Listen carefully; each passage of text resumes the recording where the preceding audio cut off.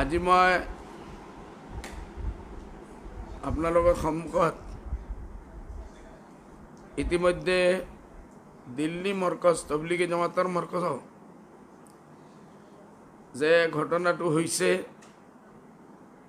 যেইটো লৈ আজি আমাৰ গোটেই ভাৰতবৰ্ষৰ মানুহ বহুত চিন্তিত।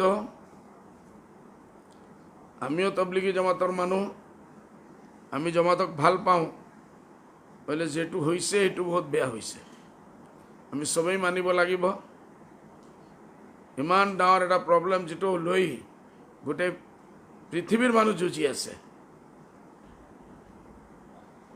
আমাৰ যি ভাইসকলে তবলিগী জমাতত ইমান দিন ভিতৰত আছিল মৰকজত, এতিয়া সেইসকলক চেক কৰাৰ পিছত দিল্লীয়ে হ'ব পাৰে অসমত পঠাই দিব।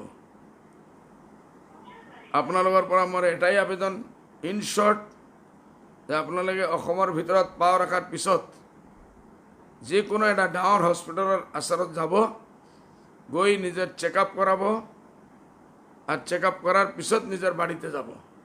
যদি নহয় আল্লাহ না করো যদি আপনার পজিটিভ হয় করোনা, আপনি যদি এনেই বিনা চেকআপে আপনি যায়, গোটেই গাঁও গোটেই এরিয়ার ভিতৰত এইটো স্প্ৰেড কৰিব পাৰে।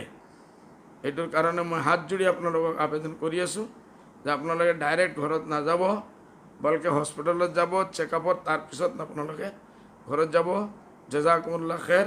আসসালামু আলাইকুম ওয়া ৰাহমাতুল্লাহ।